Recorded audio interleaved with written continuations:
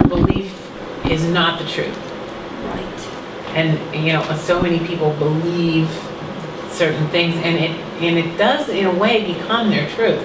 But it isn't the truth. Yes. It becomes their truth. Yes. So we have to somehow, just stop that, create that safety, that place that people can feel safe in, without, having to go through all that NLP stuff. Right. I mean, Nobody wow. has to be deep into that.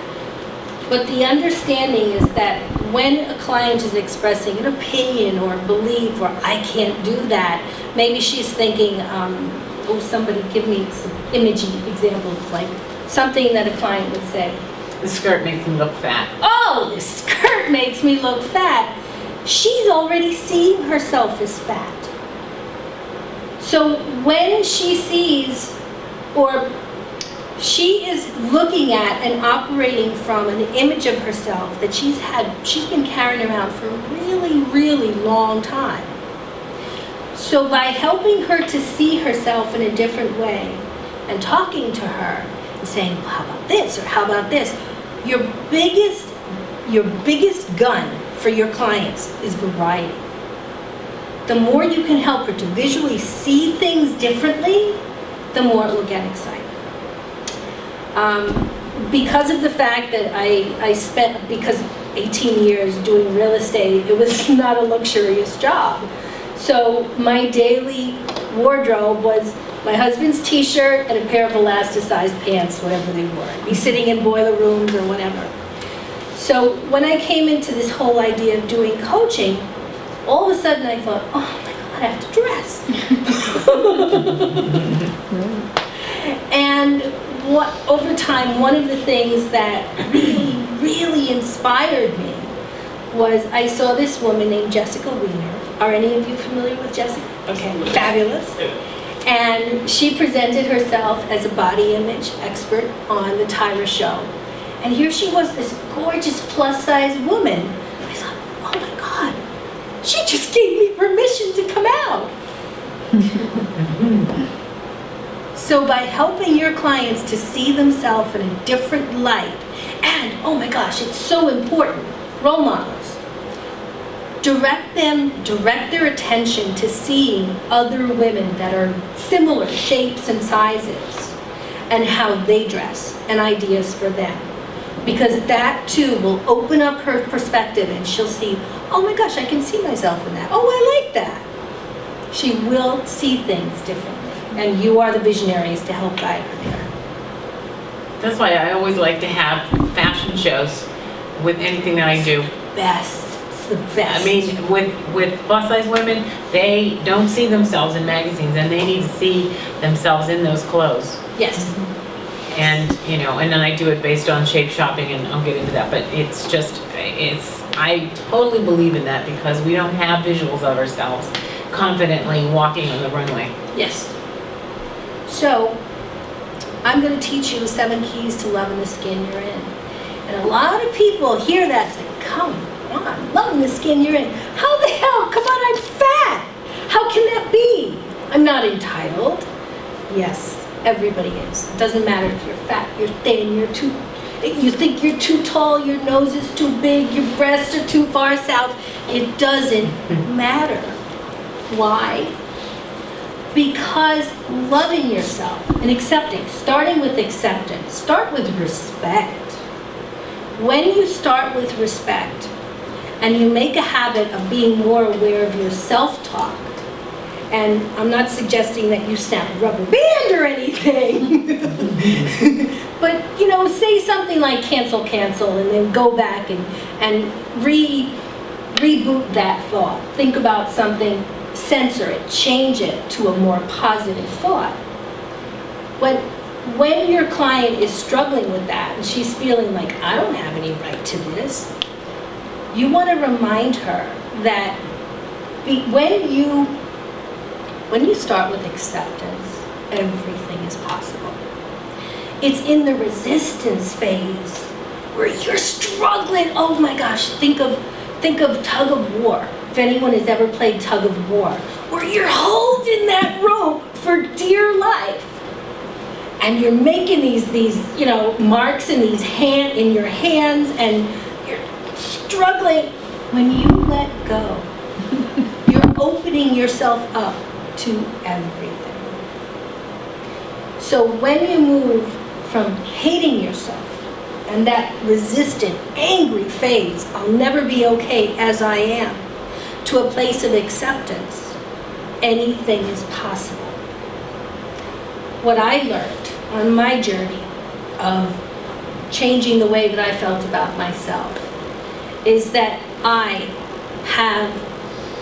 can't change things in my life, and for years I tried. I was blaming the world, shaking my fist at God, how could this happen?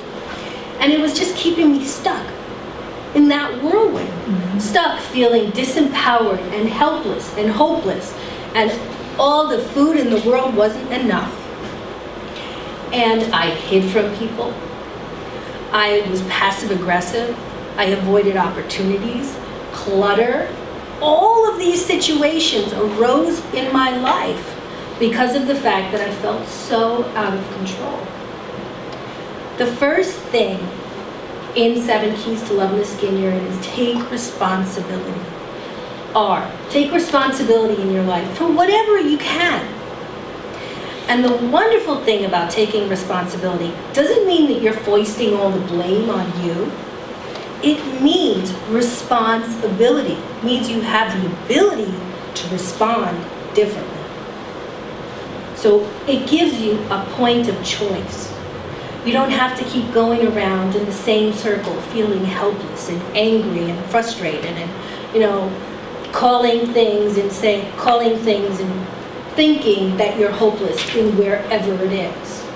Whether it's a situation where you're feeling that you're being bothered by a boss who's disrespecting you, or someone who's giving you a hard time, or maybe, like me, I struggled for years feeling sorry for myself because I didn't finish college. I was pulled out to take care of the family business, and that was my evidence, oh, you're too stupid. And therefore, so many other things happened. When you have the ability to change, when you realize that you have a choice in how you want things to go, things will go differently. Embrace your emotions. There's just so much stuff that's going to come up from thinking about your life from this new vantage point, from realizing that you do have a choice. You don't have to identify yourself as a victim or feel like you're the stupid one in the family, or it doesn't much matter. So all of those emotions that you feel, they're all justified. They're all real. And they have to go somewhere. If you sit on them, you're going to continue to pay the price. So many women are struggling with anorexia and bulimia and, abusive marriages, all because they're trying to hide. And they're trying to hide their light and not put themselves out there and say, this is me. When you set boundaries, everything changes. So after you embrace your emotions, about embrace your emotions, you want to listen to them. You want to tune in to whatever's going on in your head. It doesn't matter. It's not good, it's not bad. It's just where you are. The same way you have the fuel indicator, the fuel gauge on your car. It's just telling you your point of attraction.